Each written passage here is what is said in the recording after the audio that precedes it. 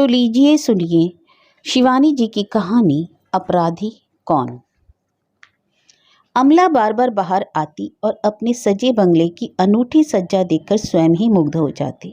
रंगीन नीली मध्यम रोशनी के लट्टू पेड़ की हर पत्ती पर जुगनू बने चमक रहे थे। शामियाने की रंगीन छांव में कई सोफे और कुर्सियां मंडलाकार घेरे में रखवाते श्याम बिहारी एक साथ कई निर्देशन देते किसी कुशल बैंड मास्टर की भांति हवा में दोनों हाथ उठा उठाकर गिरा रहे थे। अमला को पति की हड़बौंग देख हंसी आ गई। एक तो वैसे ही सामान्य सी घटना से उत्तेजित हो उठते थे, पर आज पहली पुत्री का विवाह था। वह पति से कहीं अधिक मात्रा में आश्वस्त हो बारात की प्रतीक्षा कर रही थी। और आखिर घबराती भी क्यों, सभी कुछ तो दे रही थी कनक को। फ्रिज, रेडियोग्राम, फिएट और फिर एक तगड़ा सा चेक। बीसियों भूखी शेरनी सी माताओं के मुख से वह अपनी भावी जमाता का पुष्ट ग्रास लुभावने दहेज के बूते ही तो छीन पाई थी। उसकी कनक सांवली थी, पर इस युग में क्या जमाता भावी पत्नी का रंग देखता है? उसे तो अब भावी ससुर के ओहदे का रंग ही अधिक आकर्षित करता है। जहां तक इसका प्रश्न था, श्याम बिहारी अपने ओहदे के चोखे रंग से किसी भी सुपात्र को चुंबक की भांति खींच सकते थे। एक तो वे कमिश्नर थे, उस पर आईसीएस। हम आईसीएस अब रीवा के अलभ्य सफेद शेरों की भांति अपनी वंश वृद्धि की क्षीण संभावनाओं के कारण अनमोल हो उठे हैं। ये प्रायः ही हंसकर अमला से कहते रहते, और आज तो उन्हें बात करने की भी फुर्सत नहीं थी। सुबह से जनवासे का ही प्रबंध देख रहे थे।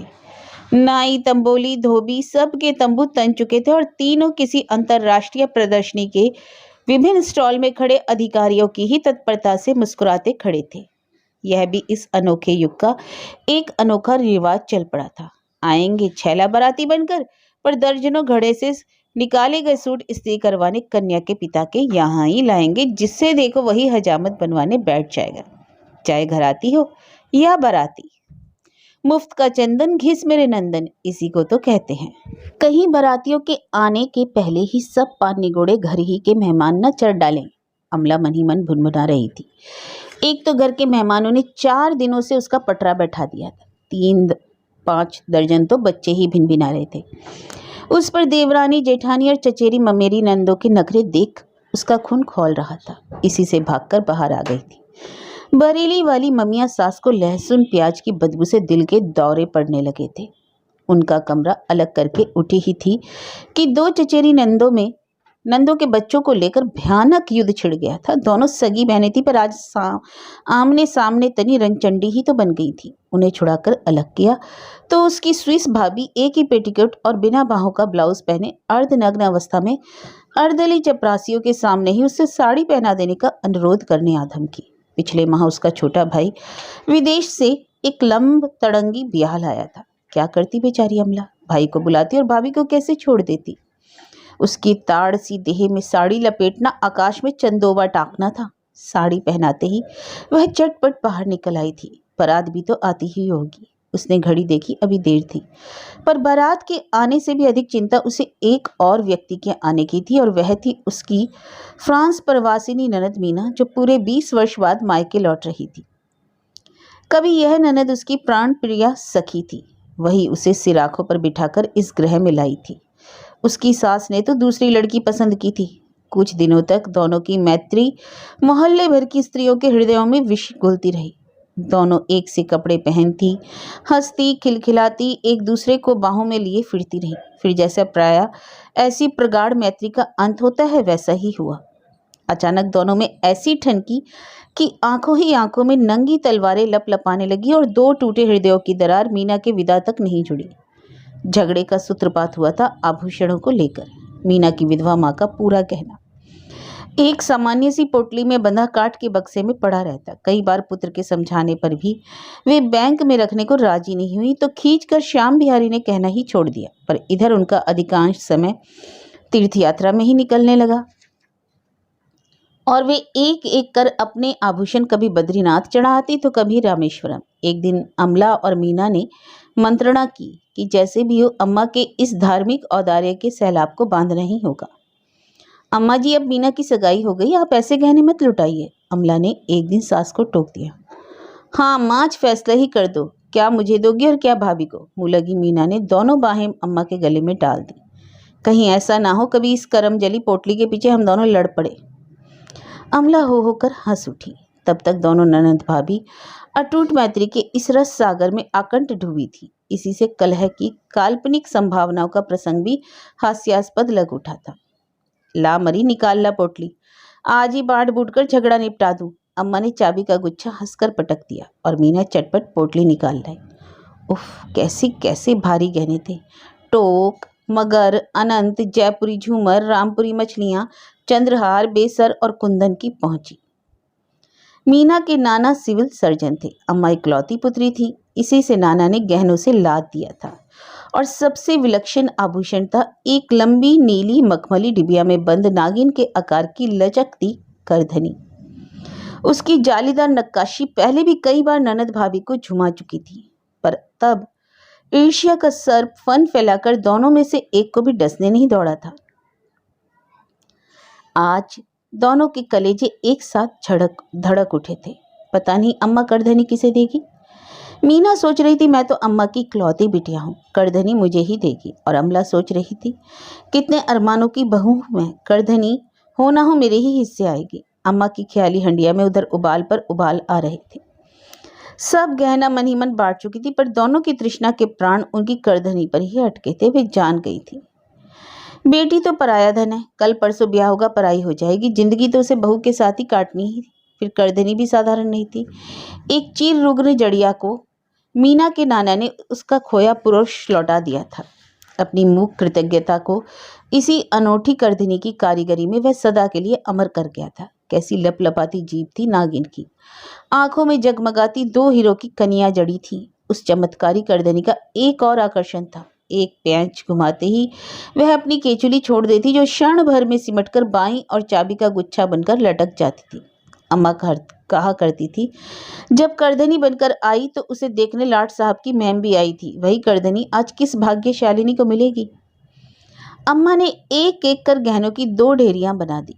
टोक, बेसर, चंद्रहार अमला का, कंकन, झूमर, सतलड़ी मीना की, राजस्थानी बोरला अटर बटर आया अमला की ढेरी में। कुंदन की चंपाकली, उड़ीसा की कटकी, सोने की कंघी मीना की। दोनों ढेरियां ऐसी न्यायपूर्ण सूझबूझ का प्रतीक थी कि किसी में भी गड़बड़ का परछीन नहीं उठता था। अकेली करधनी बच गई। मीना अचानक मचल गई। अम्मा, चाहे हमारी ढेरी के 2-3 गहने भाभी की ढेरी में डाल दो, पर हम तो करधनी ही लेंगे। और उसने करधनी सचमुच उठा ली। सास ने बहू की गंभीर मुद्रा देखी तो बड़े चातुर्य से बिगड़ती स्थिति संभाली। अच्छा अच्छा, देखा जाएगा। अभी तो तू दोनों पोटलियां बक्से में डाल दे, करधनी अलग रख दी। मैंने पुर्जी डाल दी, क्यों है ना बहू। पर अम्मा की पुर्जी के पहले ही नियति की पुर्जी पड़ गई। मीना के विवाह की तिथि निश्चित हुई तो गहने जलवाने सुनार बुलवाया गया। दोनों पोटलियों के गहने तो ज्यों के त्यों धरे थे, अकेली करधनी ही नहीं थी। अम्मा तो पागल ही सी हो गई। एक तो शुभ कार्य के पहले सोना खो गया था, महा अपशकुन, उस पर उनका सबसे प्रिय आभूषण। अम्मा ऐसा फूट फूट कर रोई कि बाबूजी की मृत्यु पर भी ना रोई हो। पर यह कैसे हो गया। चाबी तो निरंतर उन्हीं के पास रहती थी। कभी कभी बहू मांग लेती तो और कभी बिटिया। शीशम का वह बक्सा उन्हीं के कमरे में धरा रहता और वे दिन रात उसी कोठरी में खजाने पर बैठी सर्प की भांति कुंडली मारे बैठी रहती। भोली अम्मा भागती भागती भृगु संहिता के पंडित जी के पास भी गई थी। खोई वस्तु का चोर घर ही में है, पर मिलेगा 20 साल में। भाड़ में जाए करधनी। मीना के आंसू टपकने लगे थे। 20 वर्ष तक क्या उसकी कमर ऐसी ही लचीली रह जाएगी। क्या करेगी करधनी का जब कमर ही नहीं रहेगी। फिर बेचारी रिक्त कमर लेकर ही ससुराल चली गई। ससुर फ्रांस में इत्र के प्रसिद्ध व्यवसायी थे। पति के साथ मीना ने स्वदेश त्याग दिया और धीरे धीरे वह माँ, भाई, भाभी सबको भूल गई, पर करधनी को नहीं भूल सकी। इतना तो वह खूब समझती थी कि चतुरा नटिनी सी भाभी की फुर्तीली उंगलियों ने ही भोली अम्मा की चाबी तिड़ी कर रात ही रात में करधनी गायब कर दी थी।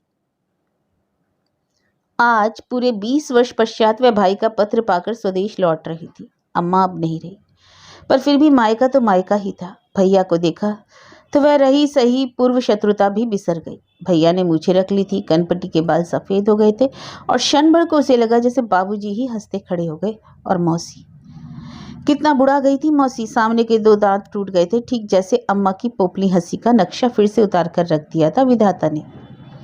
वह तो आंसू ही नहीं रोक पाई। क्यों री मुनिया, दामाद को नहीं लाई? मौसी ने पूछा। अरे मौसी, उन्हें क्या अपने कारोबार से फुर्सत रहती है?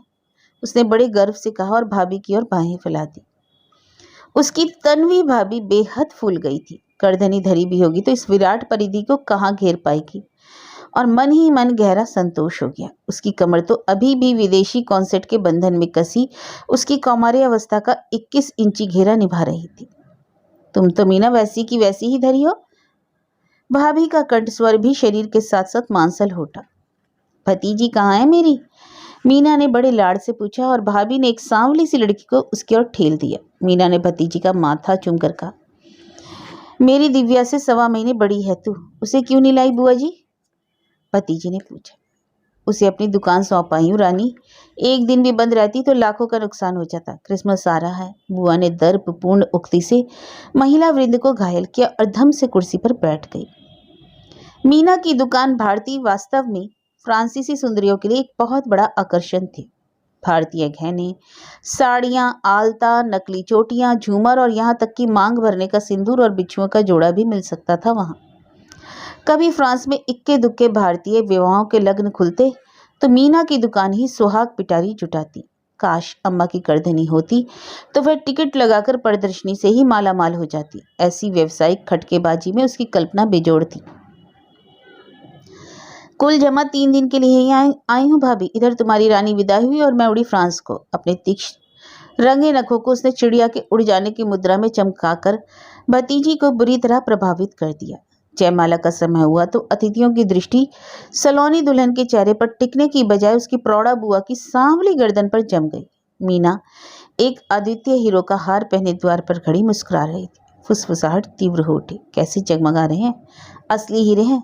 चल हट, विदेशी नकली हार भी ऐसे जगमगाते हैं। पिछले साल मेरा छोटा भाई मॉन्ट्रियल से तो लाया था। नहीं नहीं, फ्रांस में इनके ससुर का लाखों का व्यापार है। इनकी भी तो दुकान है। क्या बेचती है? ईर्ष्यालु स्त्रियों का अशिष्ट स्वर उनके कानों के पास ही सरक आया, पर उस जगमगाती बुलंद इमारत के सामने छोटे मोटे आभूषण पहने भड़कीली नारियों की आभा ऐसा तुच्छ हो उठी, जैसे झोपड़ियों पर धरे दिए टिमटिमा रहे हों। क्यों री मुनिया, हार तो असली लागे है। 8-10 हजार का तो होगा ही। मौसी ने बड़ी ललक से हार के लोलक को हाथों में ले लिया।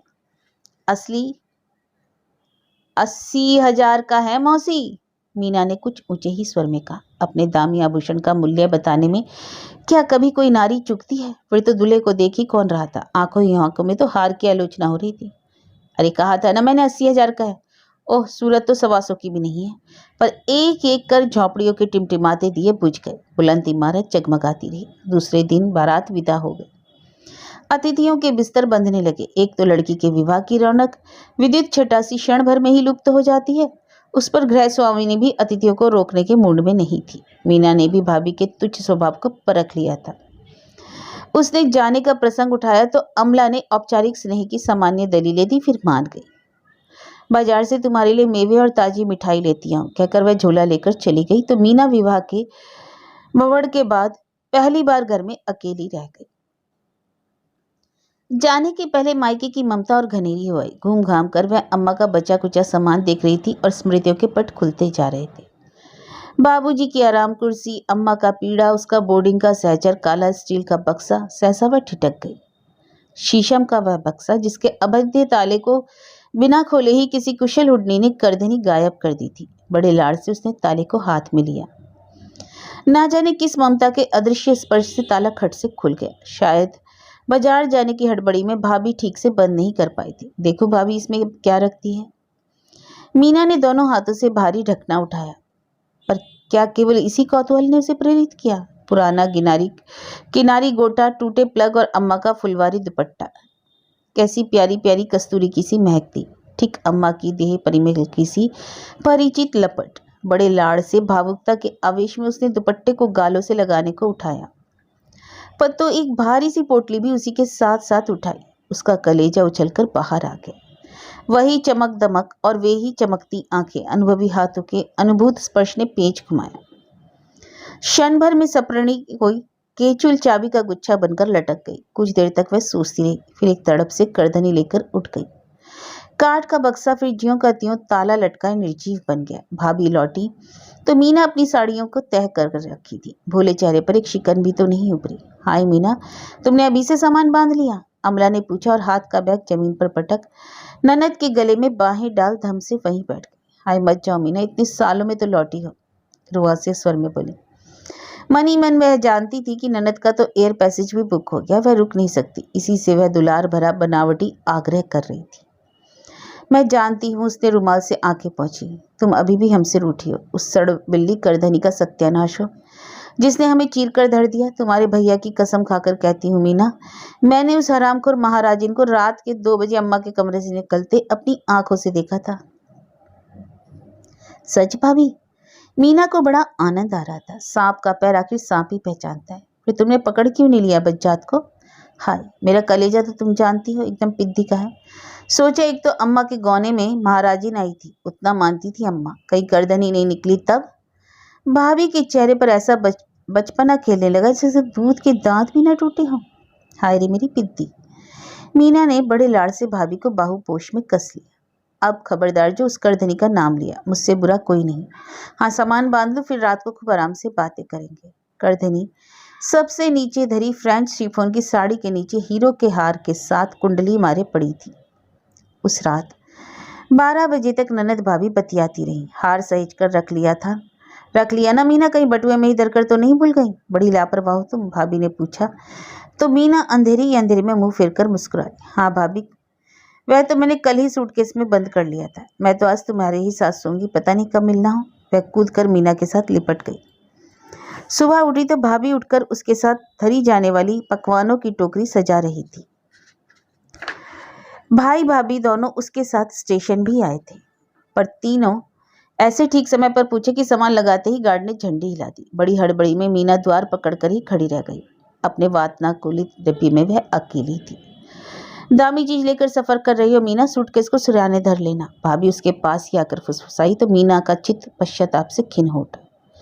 कितनी नीच थी वह। 20 वर्ष पहले भाभी ने उसकी गर्दन पर छुरी फिरी थी। आज वह उसी जघन्य अपराध को दोहरा रही थी। अब तो उसके जी में आ रहा था वह करधनी निकालकर भैया भाभी के चरणों में लौट अपना अपराध स्वीकार कर ले। विदा की बेला पुनः अम्लान हो उठेगी, पर गाड़ी स्टेशन छोड़ रही थी। किसी भी भावुकता के लिए अब समय नहीं था।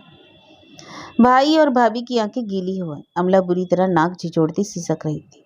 मीना भी अपने को नहीं रोक सकी। बच्चों की भांति सुबह उठी। 1 घंटे बाद तूफान धड़धड़ाती पटरियों का कलेजा रौंदती चली जा रही थी और मीना दोनों हाथों से माथा पकड़े शून्य दृष्टि से अपने चारों ओर बिखरे साड़ियों के अंबार को अविश्वास से देख रही थी। वह बार बार एक साड़ी को झटक रही थी। यही क्रम वह पिछले 1 घंटे से 20 बार दोहरा चुकी थी। नहीं, कहीं नहीं थी। आखिर सुई तो नहीं थी। रात भर उसे गल भाइयों में घेर कर सोई थी। चाबी का गुच्छा पार करने में उन आदित्य उंगलियों ने फिर अपनी प्रतिभा का प्रदर्शन कर दिया। करधनी तो गई ही, साथ में उसके हीरो का हार भी ले गई। अब वह अतुल को क्या मुंह दिखलाएगी? जल्दी जल्दी में बीमा भी तो नहीं करा पाई थी। फिर मायके में गहने की चोरी क्या कुछ कम लज्जास्पद घटना है? अब क्या करे? क्या फिर मायके लौट जाए? क्या कहेगी भाभी से? यही ना कि भाभी तुमने मेरा हीरो का हार चुरा लिया। पर भाभी तो पलटकर जीवा का घातक प्रहार सिद्ध कर सकती थी। मीना, तुम क्या मेरी करधनी चुराकर नहीं भागी? उसके हीरे के हार का केवल लुलक ही बेचने पर भाभी के पूरे खानदान की बेटियां भी आई जा सकती थी। हाय, कितने छोटे अपराध की कितनी बड़ी सजा दे गई भाभी।